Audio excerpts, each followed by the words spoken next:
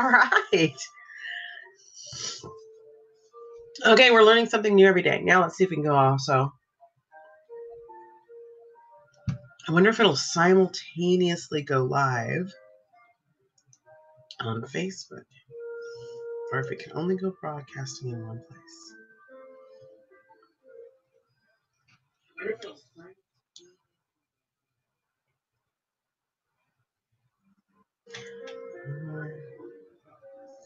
I'm going to share this. Something fun to do.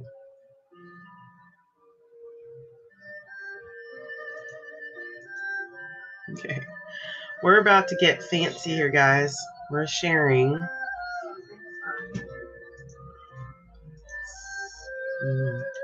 For me.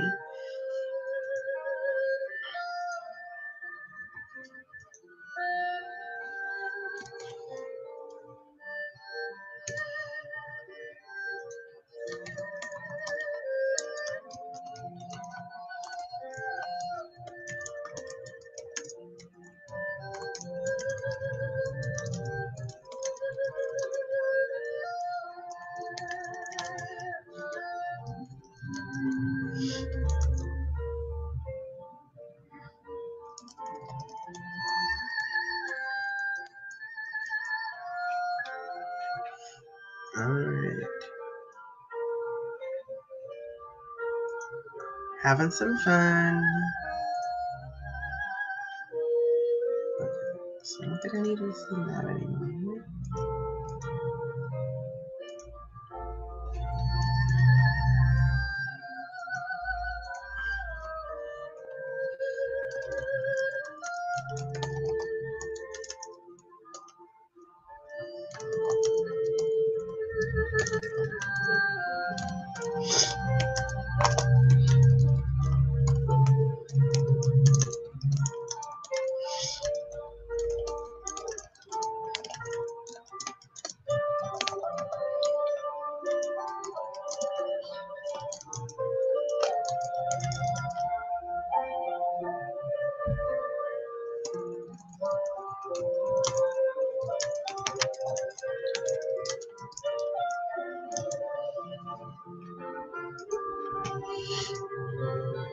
All right.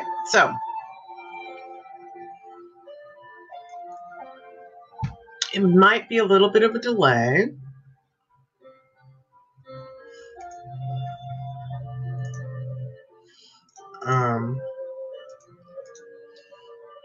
We are live on YouTube. So live on YouTube, live on Facebook, apparently. I'm going to hop over to the guild page. Make sure that worked. Great. So that all being said, where will I see your comments? I'm probably going to see your comments.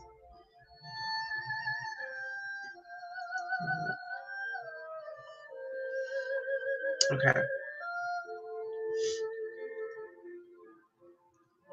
In the YouTube channel. So if you're on here and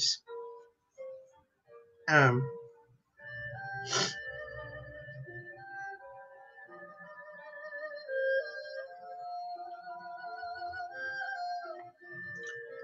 you are looking for me, I am on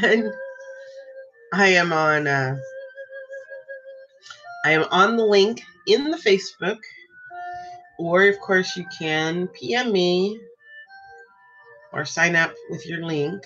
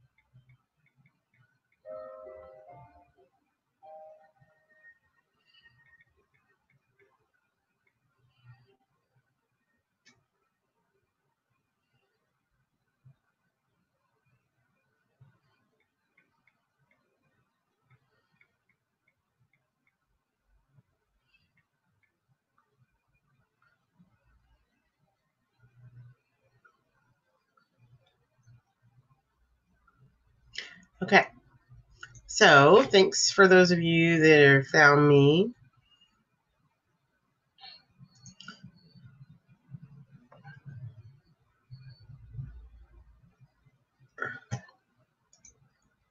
I think this is working. I see Boom Blogs. One watching now. Wonder if that's me. This is a new fit for me to do this. So, as you all know, those of you who've been joining us in the past, today is basically office hour days. So I'm here live for the next hour and let's say 15 minutes. Since we got a little late start getting all of this set up today. So I'll be here till 11:45, and I take that back. I'll be here till 11:30. I have an appointment at 11:45. So I'll be here till 11:30. So the next hour, if you have questions, if you have questions for the Oracle today, I'm actually going to go check our log really quickly while I'm here and see if we have anybody submitted questions on our forum. Start there, huh? All right, let's do that.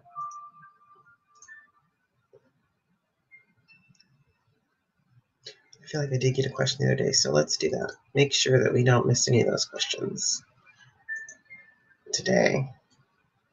Yes, so if you're a VIP member or a Master Creators Guild or Master Creators Academy member, you can, you'll in your email, you should have received a link to submit a question, a live call submission question. So that is what I'm looking for now, and I will go ahead and review those and see if there's any current. There are, looks like. Hold on.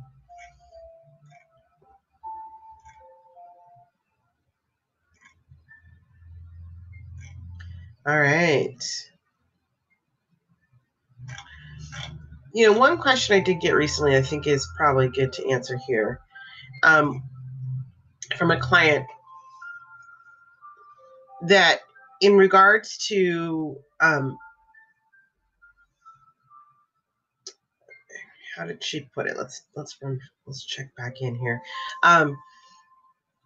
We were talking the other day about like projects and plannings and things like that. So one of the questions that I received about like planning and looking at our goals and our lists, and how to use the Master Creator Planner, but also more importantly, like how to break down our steps and our goals on our planner, and where to kind of look at those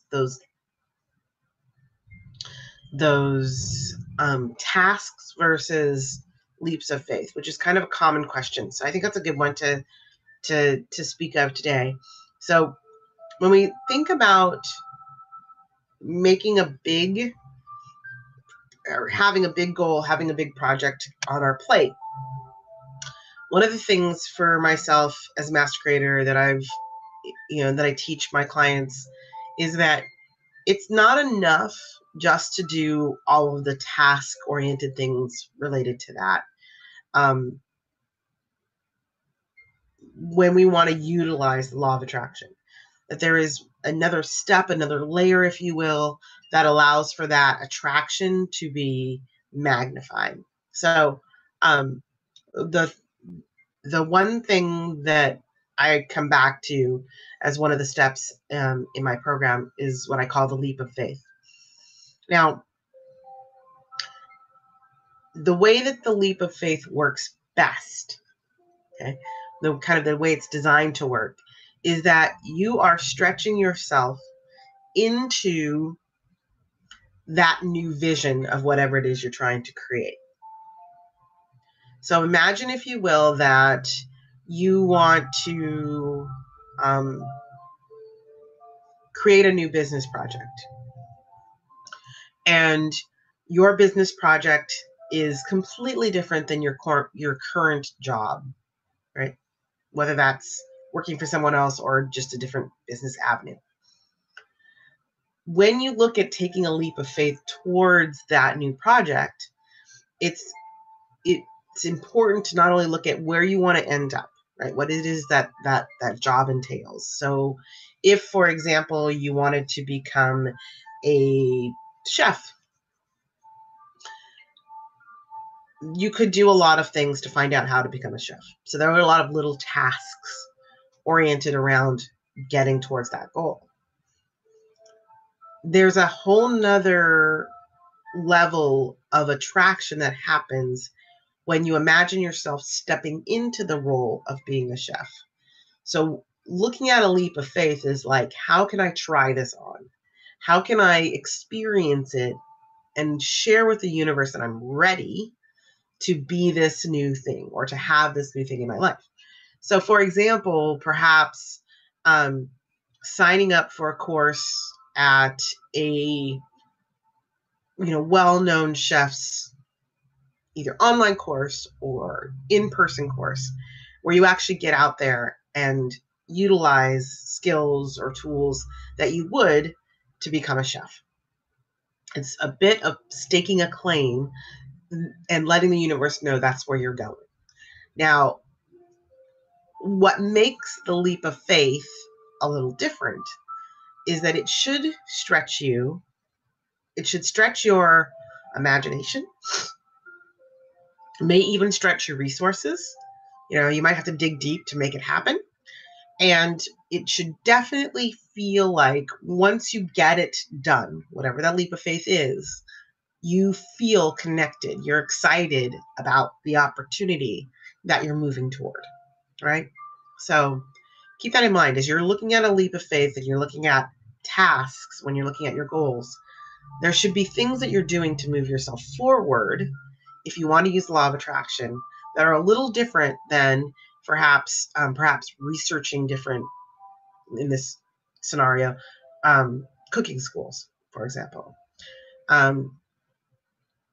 Perhaps you decide to host a tasting dinner for your closest friends, and you buy a Cordon Bleu book or Joy of Cooking or something like that, and you really go all in at creating something from your own hands. That would be another leap of faith, especially if you've not really done anything like that before.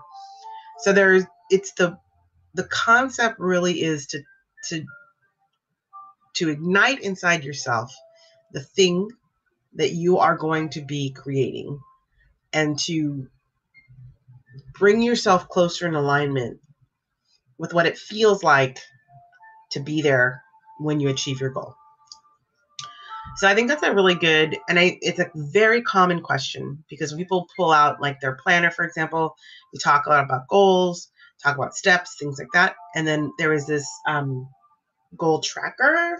Give you an idea what that looks like. So some of you have this. Where's the tracker? Here we go. Here's the tracker. Okay. So another tool that I offer my clients is this tracker. And it's not very pretty when it's blank, but there's all these little boxes here, and on the tracker, it's a visual tracker of your progress on your goals. So each of these little lines, these little boxes, if you will, represent anything you do towards your goal, because that's about helping create the mental capacity for success. Like every step you take towards your goal is a success. So we want to help your mind recognize that you are moving forward. You're moving toward a goal. A leap of faith, like I said, that's when you're really stepping outside of your comfort zone and digging in to receiving that result.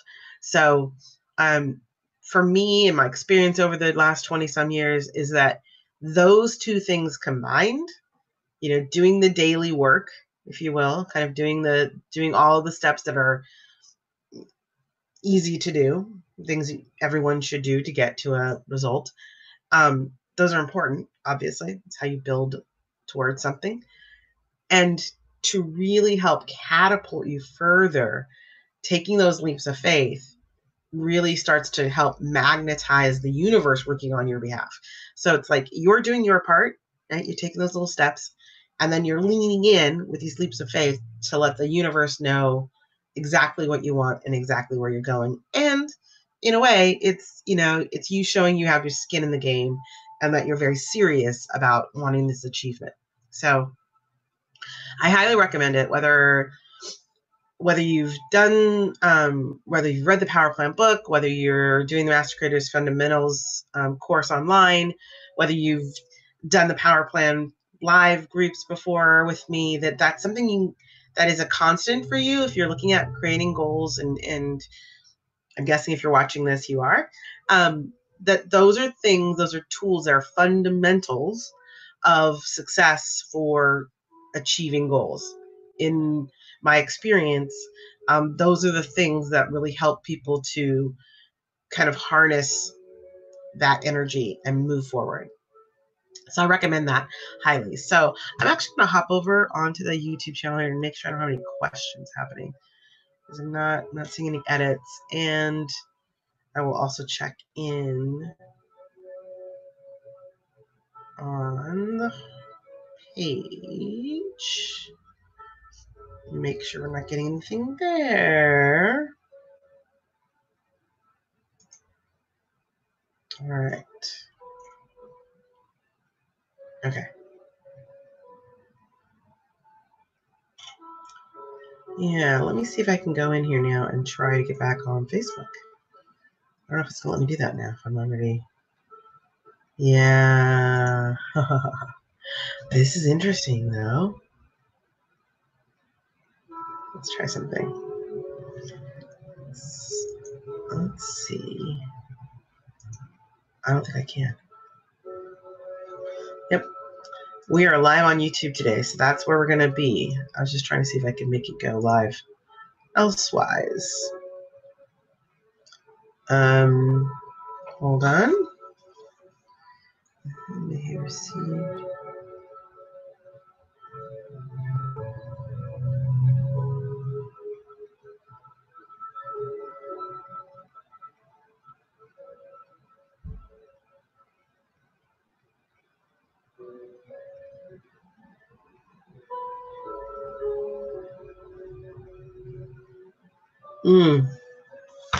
There's another question that came up in another group that I'm in. I'm not going to go into the details of it because it's from that group, but I think it's interesting to ponder for ourselves. And one of the things that I think is interesting about the question was about boundaries with people that aren't particularly in alignment with you anymore. So a client, no, sorry, she's not a client. That's not what I meant to say. I guess for lack of a better word, someone in a similar field than I was in a mutual group asking this question about boundaries with people who don't really align with where you are. So as you are transforming your life and as you are up-leveling your life perhaps, or just moving in a different direction, it is possible, probably highly probable, that you would not be in the same sphere as you always have been.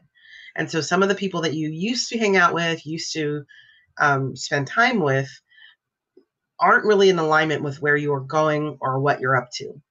And so, for example, if a person was, if you're trying to be more positive and you're trying to take better care of yourself, or, be more goal oriented, and you have people in your life from before that are not like that, or that tend to be negative, or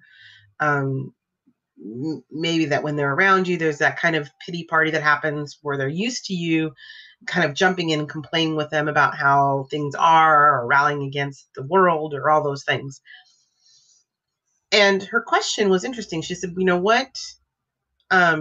She was wondering how to how to create a, well, she didn't ask about how to create a boundary, but that's what we came up with, which is, what do you do if there's someone in your life like that, who's reaching out to you, and who you're confident, kind of everything in you is telling you now, I don't really want to hang out with that person, for all these different reasons. You know, it doesn't feel good to be around them because it kind of brings you back into that space. Um, and so I thought that was an interesting question. I think it's something where, as individuals, we're doing two things, I think, on a regular basis. We're trying to connect, right? I mean, Facebook wouldn't be around if we weren't trying to connect with each other. So we're trying to connect with each other. We're trying to build community, and we're also trying to grow. So how do we grow into a new community and move away from an old community and still stay connected to people? And you know, and I think for her question was about how does she do that in a kind of a kind and loving way without feeling like she has to stay connected, right? So there's the rub. Like, how do you create a boundary? I'm curious what you guys out there would think about that. How do you create a boundary yourself when you know a person, kind of no longer fits where you're going? And to be around that person is actually going to take you backwards. Now, it's not like, you know, I think sometimes people go like, well, you know, you can just cut the line if there's somebody that's really negative, right? So we're not talking about somebody necessarily whose habits or behaviors are dangerous or negative in that way, but that they're just, that they are not aligned with where you want to be and where you want to go. And so there's nothing kind of maybe overt about what they're doing. It just feels like it's not a good fit anymore. So when they're approaching you, what might you say? What might your suggestion have been to her? I'm just curious, you know, in the comments, if you want to share what your thoughts were about, like, how would you manage disconnecting from that person, or closing out that connection so that you don't feel like you're being pulled backwards, and that you don't feel like you're being basically disingenuous to yourself and where you're going. So yeah, so if you have a comment and you're watching this live or you're watching the replay, love to hear your feedback on what you think you'd do. And then I'll share in a second here what I decided to share, as my thoughts on that, because I think it's important to understand, like, how do we remain and honor our own needs? Because I think that's really what it's about. It's about honoring, excuse me, it's about honoring our own boundaries, right? So what are our boundaries? Kind of what is, for her in this instant, what is your new foundation for what you accept, what you want, how you want to live your life? And can it just be that simple? Can we just claim where we are, right? Like, this is where I am right now. I feel like I'm really focused on being positive. I'm focused on looking for solutions and working with other people who are looking at solutions and are forward-minded, visionary leaders who are trying to make a positive difference in the world. And my suggestion was that if she had utilized kind of her own boundaries, setting her own boundaries, that in and of itself would allow the other person to get the message that either they need to kind of up level to that level, or it's not a space for them anymore. There's not a place for them to communicate with you if they're not willing to be at that level. So I'm curious. I think it was a good question, and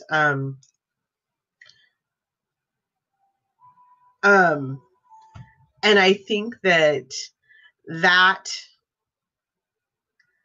concept of how do we set a boundary, not because of something dangerous, right? Not because it's something offensive, but just because it's not a good fit. I don't know. Can we just say that? What do you think about that? Can we just say, I don't think this is a good fit anymore? I don't think that we're going the same way. And I don't feel like we would be beneficial to each other. I mean, does that send off any alarms for anyone out there? If someone were to tell you, I just don't feel like this is a good fit anymore, can you break up with a acquaintance, right? Because I don't think that they're necessarily best friends from the example she gave. I think it's mostly she's associated with her. They go in the same circles. And so it's not like she's never going to see her again. And yet, does that mean she has to have a connection? Does she have to have a conversation? Does she have to even say anything? Or can she simply stand up for her own boundaries of what it looks like to be herself and what she's trying to do and where she's trying to go, and let that be enough? I'm curious. I haven't seen any feedback from her and what she's chosen to do, but I think it's an interesting dilemma. And I don't think she's the only one who's probably found herself in that position. I think it's really brave of her to share that as a concept, right? As an actual challenge that she's going through, because it gives an opportunity for other people to look at that and say for themselves, what would I do? I know that for myself, I tend to just kind of leave people in this place of wishing them well and then not engaging after that. If that feels like it's kind of the end of the road of a relationship with someone or an engagement with someone that just doesn't feel like it's a good fit. But I thought it was an interesting question to ask. Is there a way to do it differently? Almost like more proactively and more directly. So I would think that sometimes I feel like I'm pretty direct, but I'm wondering now, in hindsight, considering this, I'm wondering if that's true. I'm wondering if not saying something is as effective as like finishing the process out. So she seems to have kind of tweaked my curiosity, and I'm wondering if that's something that anybody out there watching this or watching the replay has experienced, and if so, what that might mean for you. So share your comments. I think it's a great thing to ponder. How do we manage now? First of all, think about that. How many friends do we have on Facebook or Instagram or, followers and all of those things? And are they really friends? Are they really people that you would want to go have a cup of coffee or tea or go to a event with or have dinner with?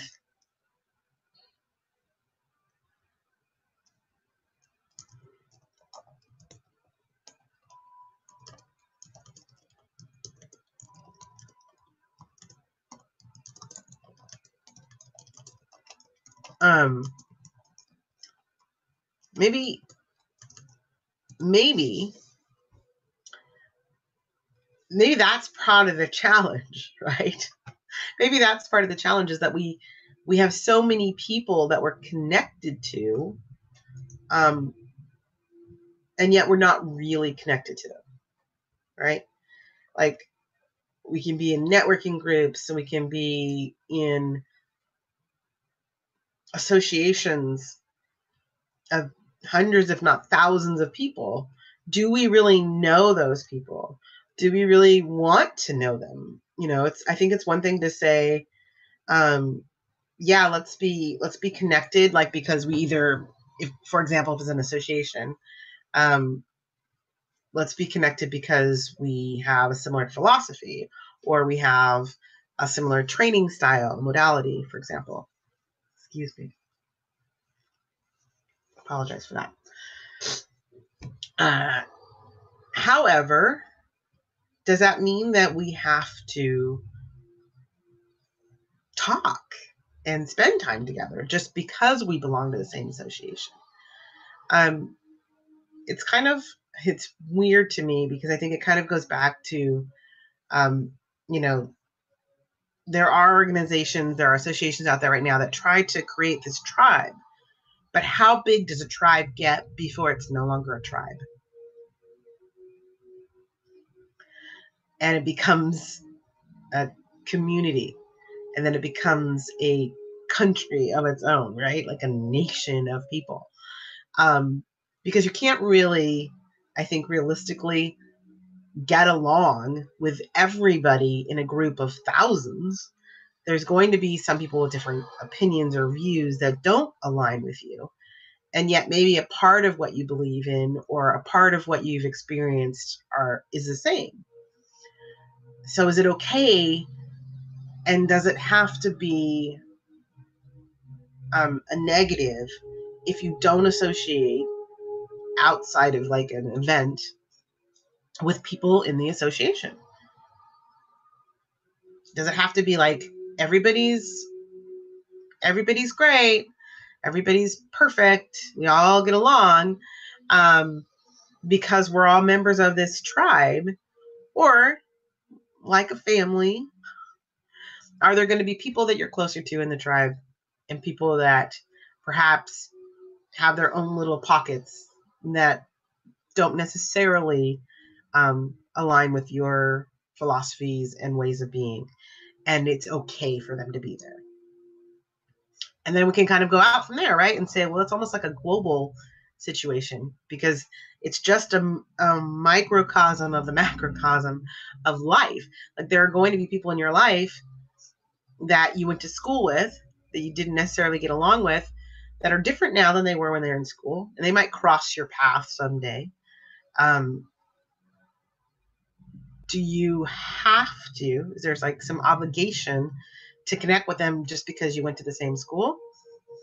Or is it okay just to be uninterested in having that communication and that connection?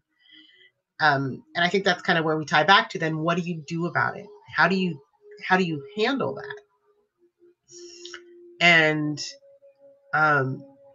even as I'm talking about this myself, I'm thinking, well, you know what? I think that part of this is just about being honest. It's just about being honest. How honest can you be about who we are and what we need with each other? And without that meaning the other person is wrong, without making the other person feel wrong. I don't know. I think that's a great question. I don't know that that's a simple answer either. I think that we can try our best no matter what and show up as best we can with the intention not necessarily to hurt somebody's feelings, but to just be clear. And sometimes people's feelings are going to get hurt. And sometimes people are going to feel left out or neglected or somehow rejected by your lack of enthusiasm to stay connected to them. I don't know that that's a good reason to just not do anything about it or to stay connected, even if it isn't a good fit.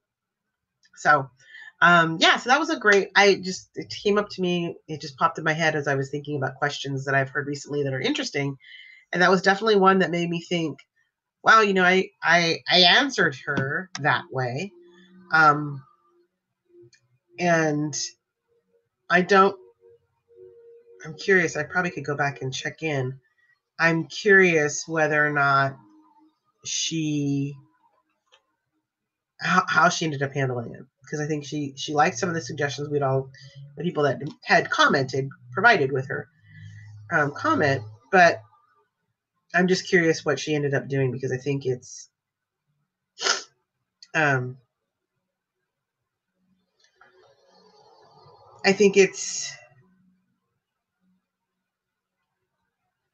I think it's a fun question. How do we create tribes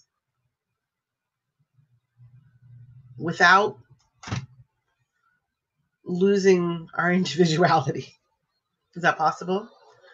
And how do we respect other people's space within a tribe? Good stuff, I think. All right, so it is just about 11 o'clock, and we have about 30 more minutes.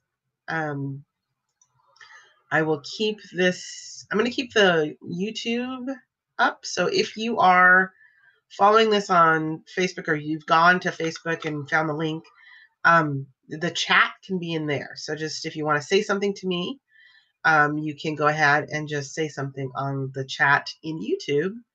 And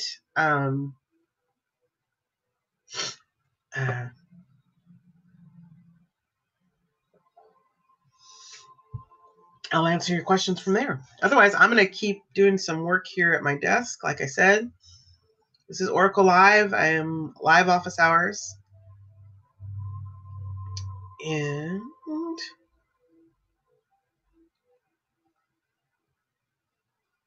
if you have any other questions, go ahead and follow those questions on. Hey, there's Libby. Hi, Libby.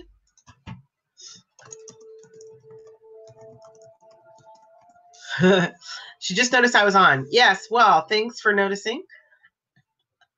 I've been on for a little while. We had some Facebook difficulties, couldn't get this onto Facebook today, but I found a workaround. So hope you're having a great day today. We were just talking, Libby, since you just noticed, you just joined us. We're talking about how to, how you might disengage with someone who isn't a good fit to be associated with anymore, but who keeps approaching you to get together or have coffee or chat or things like that, and you just feel like they're not in alignment with where you want to go. This is an example of something that I had seen online, and I was just throwing this question out there and kind of commenting about how, as we get into bigger associations, people think they know us, and yet they may not be a good fit to be a friend or to be more associated or connected with us. So what would I'm just curious, and you can just share in the comments here in your chat, what would you do? What would your suggestion be to someone who says, how do I disengage? What should I do about a person who keeps approaching me that I really don't feel like connecting with? And I was saying to just a moment ago that I think it's interesting because I think as we are in these social gatherings now and we consider ourselves part of a tribe, that these tribes are getting bigger, hundreds and thousands of people. How do you really create boundaries? And is it just that easy? What would you do? So that's the question. What would you do? Or what would your suggestion be to someone to finish and disengage from that connection? Yeah, it is a good question. It really was a good question. It got me pondering. So that's why I was on here a little bit talking about that. I don't think there's a cut and dry answer necessarily, but I think it's interesting to see what people would do. Yeah, it's exactly. Had to set limits. Libby says, I have had to set limits and create boundaries. I think that's really the best we can do. That was my suggestion to the person was, I think it's about setting our own boundaries, and hopefully by being clear what they are, in a way, I think people would just fall away. I mean, if you have boundaries that people don't feel comfortable with, that should be enough, I would hope. Oh, that's a great question. She says, I usually ask them what they need from a relationship with me. Oof, that's a bold question. I like that. That's a bold question. I think part of asking a question like that is you have to be prepared for the answer you're going to get, right? So ask there are others that have those qualities. Yeah, there might, and it's interesting you mentioned that because I think that sometimes we can lovingly guide people to more appropriate avenues to get their needs met that way. So that's a good question to ask. What are you looking for from this relationship? Isn't it funny though? I think funny, that we have started to, as I was saying earlier, look for community in these massive spaces, and how do we make that connection intimate in a setting where there's so many people and so many different personalities, that while you, like I said before, like you might have a connection because of the association that you're a part of, or the modality that you guys are speaking on, especially like in Facebook, of course, or the topic. There's a specific topic that you guys are all participating in, discussing and moving forward, progress, things like that, that there's a piece of assumption that then we are all alike. But that doesn't really mean that. And so I think it's a good questions to ask. Like, what is it? If somebody's reaching out to you, what are they hoping to create or build with that relationship? And maybe in just asking that question, you'd have to be able to say, ask if they're, yeah, there might be qualities of that you don't possess or you're not interested in providing. Interesting. Excuse me for just a sec.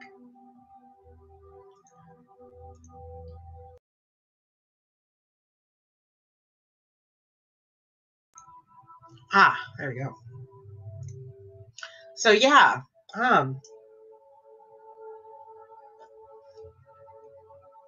the other question we were talking about earlier, or can't provide them, yeah. You may not be able to provide them what they're looking for. And I think that's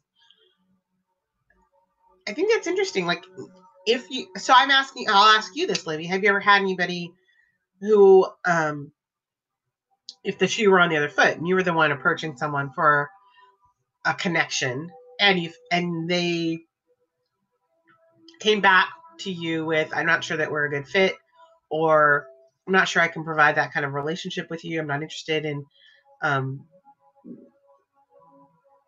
don't know, I guess moving forward in a relationship with you. How would you feel? What, because we're also trying to look at this, like, we don't want to hurt people's feelings. So what can we say that, while, doing our best to not intentionally hurt somebody's feelings, how do you think that would feel if you had somebody who was just more honest about that? Yes. Yeah. I think she's saying yes to my earlier statement. It's interesting because if I ask myself that question, like, how would I feel? I think obviously I'd feel hurt. I mean, let's be honest. We have egos. We're not inhuman. We'd be hurt. The royal we, I guess. And I think if I'm honest, it would help me to not chase down something that I thought was there that isn't there. So maybe at first initially I'd be hurt. Because I think that's just normal. It's just human nature. But I would recognize there was something that I thought I saw that I didn't see. Like there's something that I misunderstood or wasn't really receiving the right information. Because I feel like if I were to approach somebody thinking that we'd really get along, it's probably because of something that some signals or ideas or concepts they shared that I thought were interesting. So I think that's where that would come from. And so if they return with, like, I'm not really interested in, getting together for whatever reasons, then I think I would have to, like, reevaluate what I saw there. She said, I'm now more sensitive about seeing if people are leaning into me or leaning out. Yes. I try to notice before I am told directly and get hurt. Yeah, sure. I think that's a good point. It's important to watch the lean in. I had this great, it's a great point. So when Libby's talking about lean in, it's like when you're talking to somebody and you're both leaning in, right? So you're both leaning into the conversation. There's a flow of energy that's moving between you. And then there's a lean out, which means all of a sudden maybe something you said or something you did kind of caused the other person to pull back. And sometimes that can just be a misstep in communication, but other times it really is an indication that there's a misalignment. And I would say that that's true, Libby, because I know for a fact I had a conversation with somebody who said, I want to get together with coffee. Let's have coffee. And she continued to kind of um, follow me around in different organizations that I was part of. And every time I saw her, she'd be like, "Oh, let's have, we really need to meet. We really need to have coffee. Really like to know more about you and learn more about you." And so we have similar backgrounds. And so I thought, okay, great. It'd be interesting to have a chat. And so we arranged for a date for coffee, sat down at coffee, and within minutes of being at the actual sitting down quietly together, I recognized that we were totally disaligned. No, not totally. And there was a lot of misalignment between us. And so the conversation became very stilted. And I remember feeling myself pull back, like, okay, well, this is nice to have coffee. And pulling back in the conversation in ways of saying to her, like, oh, we should do this again. Like, well, maybe someday. There are definitely some cues I was giving, like, I don't know, really. And so I think that there are ways for us to, like Libby's saying, kind of cut it off at the pass before it goes any further. So you don't have to have this kind of long drawn out thing all the time. And so the nice thing is that the way that particular conversation ended, it was clear that she had different ideas about the modalities that we were in, coaching and feminist agendas and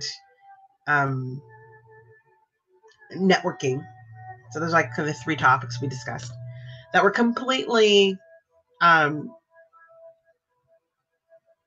different than mine, and didn't feel like they'd be a good fit for like more conversation. I mean, it wasn't as if this person wanted to have a conversation about the commonalities or even just talk about the differences from a kind of respectful place. It was very clear that that person was set in what they believed and was pushing a very specific agenda.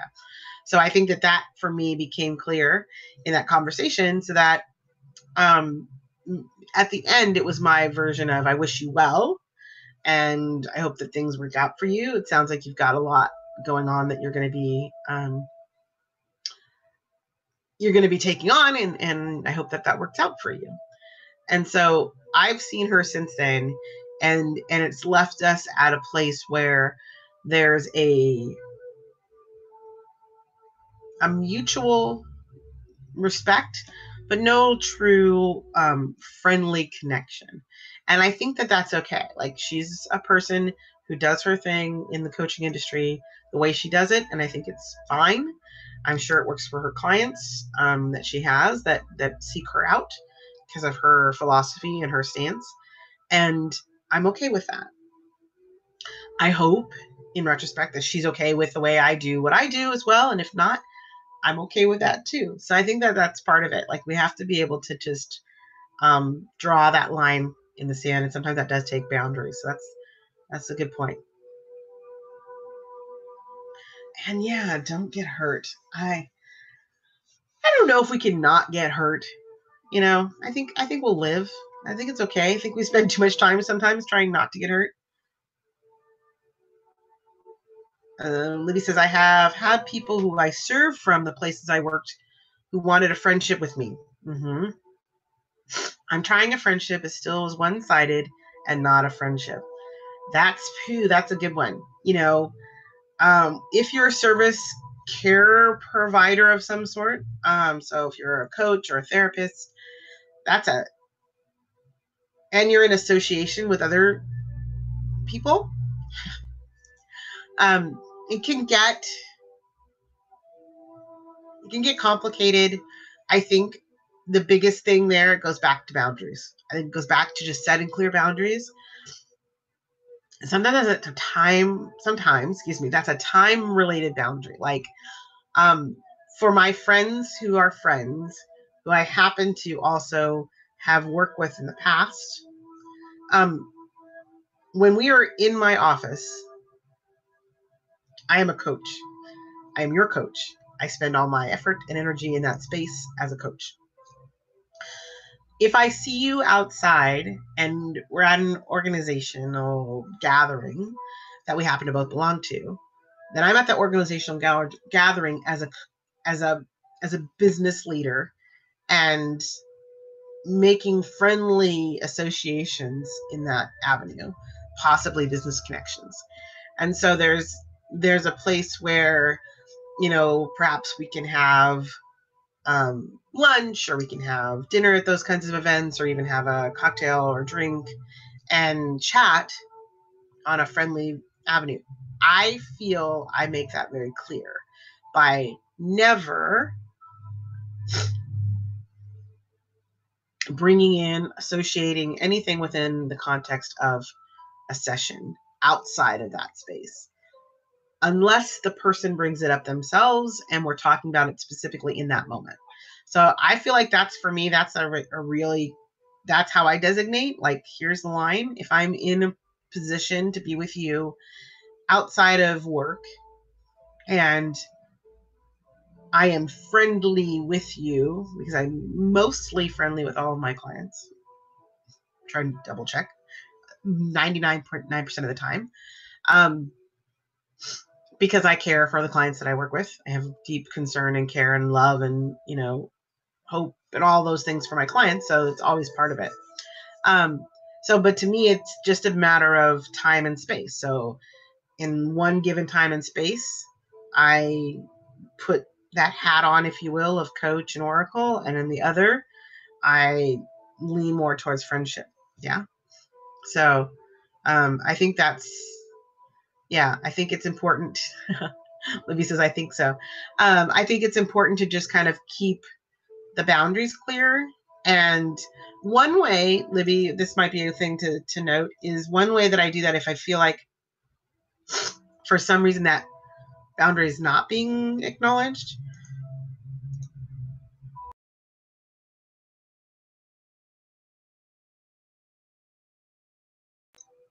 Excuse me. Is to say, it's something we can talk about next time.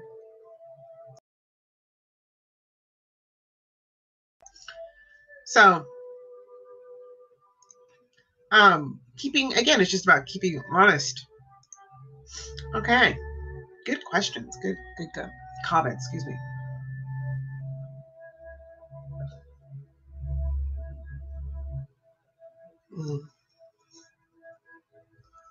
So, we have about 13 more minutes. Let me go back over to Facebook here real quick. See if we have any comments there that I need to follow up on.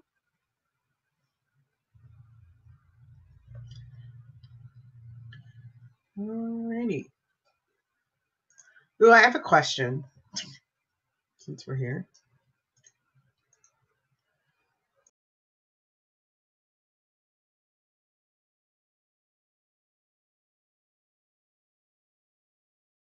No, I'm muted. All right.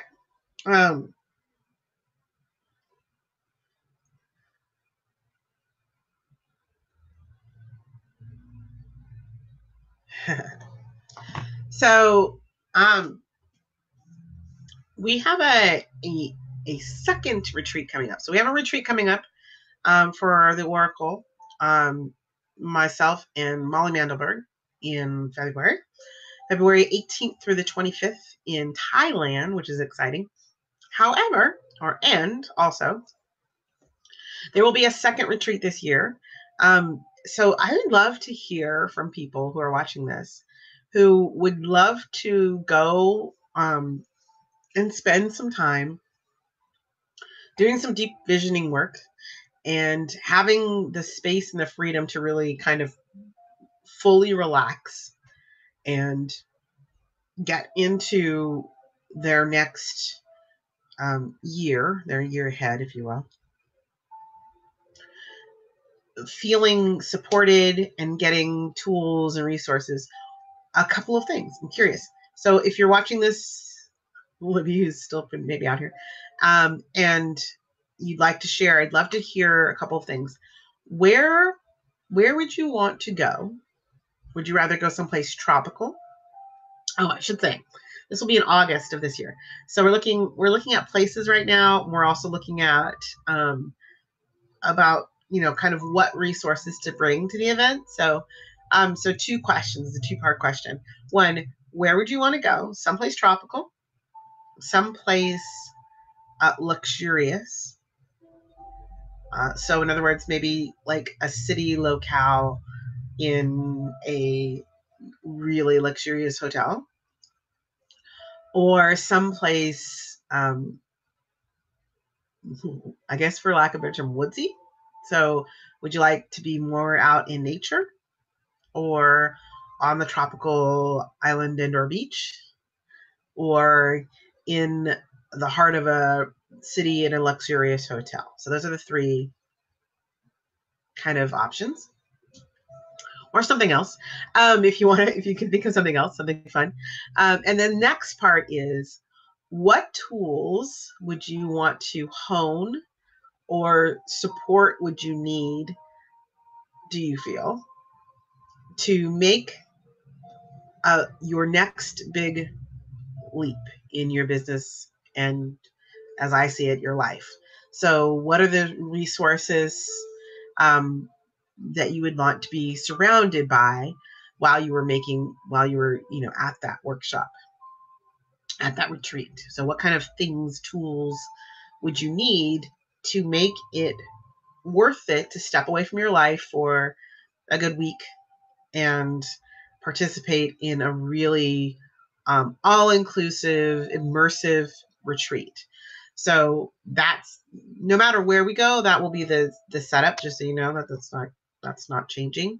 But I'm curious now, as I'm getting ready to plan this next retreat for August, to get your feedback, to get your ideas and your concepts about where you'd want to go and what kinds of things you would want to experience as part of the actual fully immersive workshop retreat piece that would give you the feeling that it was worth it, right? That it was valuable to you.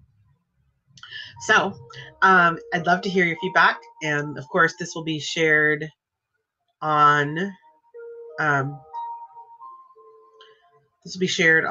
Facebook page too. So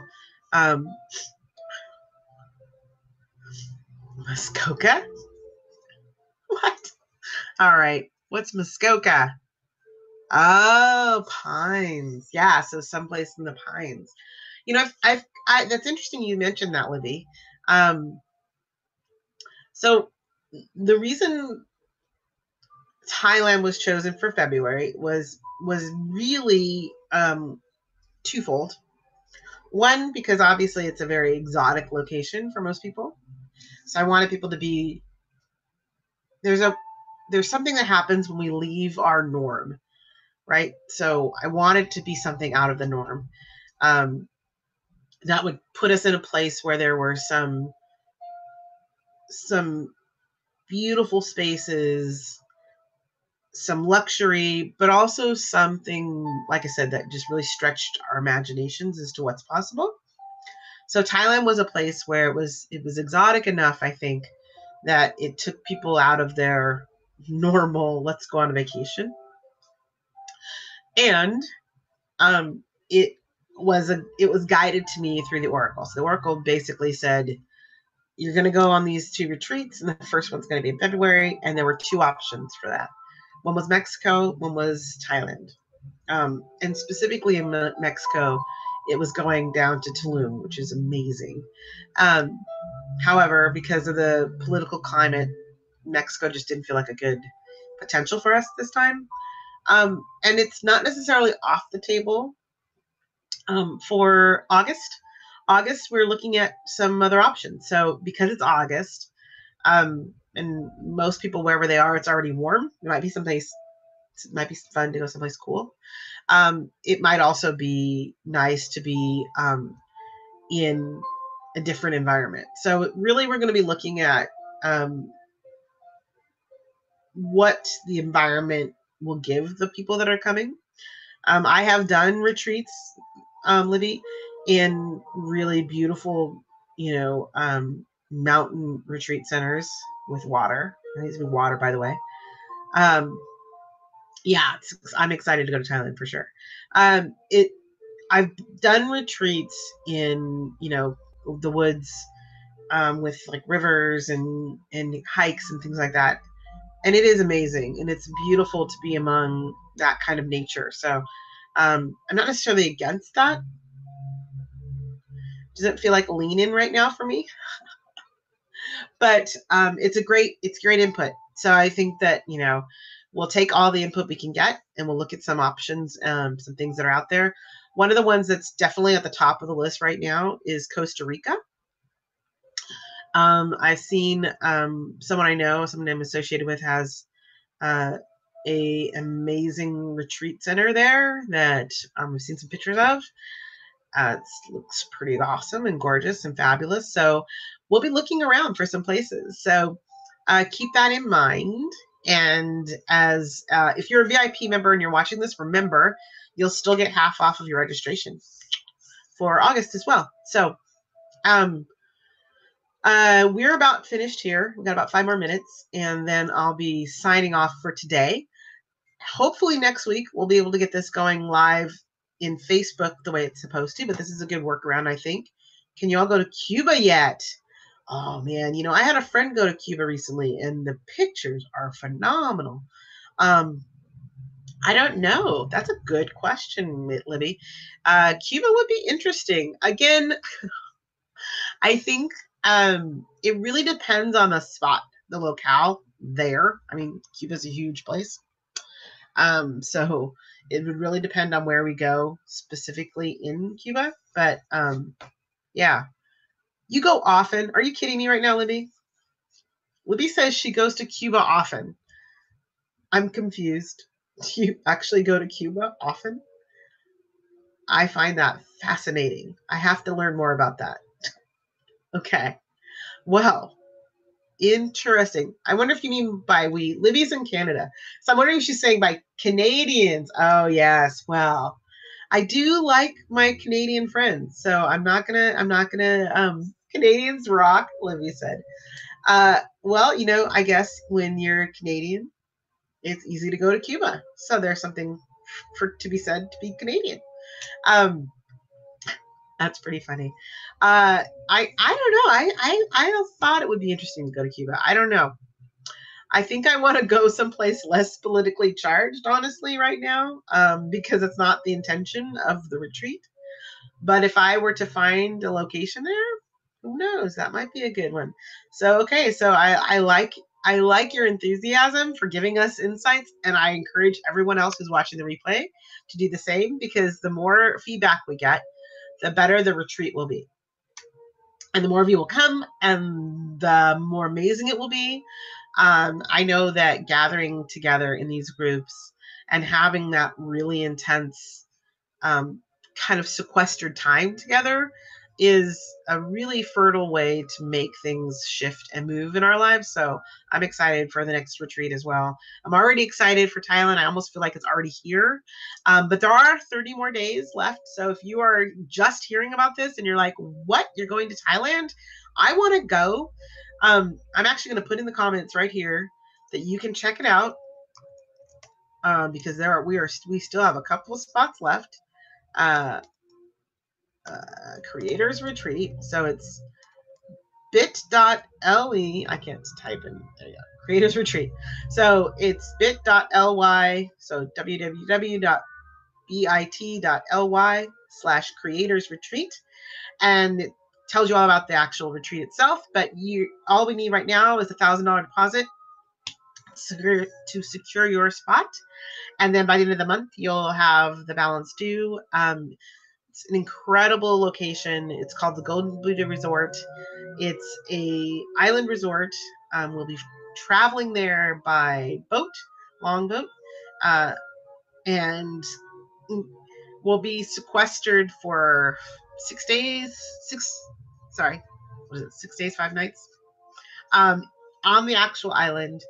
Every day we'll have a gathering for the workshops, but we'll have lots of spaciousness for time to be relaxed and share. It is family friendly. If you wanted to bring your family member or your partner, you can do that as well.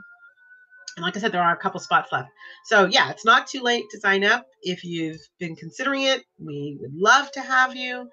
And if that's too close for you and you're still like, hey, I want to get into a retreat with you, make sure that you log into the oracleonpurpose.com and check out our events. And we'll be listing the next event too. So thank you everybody for showing up. It's 11:30. We're going to call it for the day. We will see you next time on Oracle Live on the third, the third Tuesday of the month at 10 o'clock. All right. Talk to you later. Have a great day, everyone. Bye. Thanks for joining us.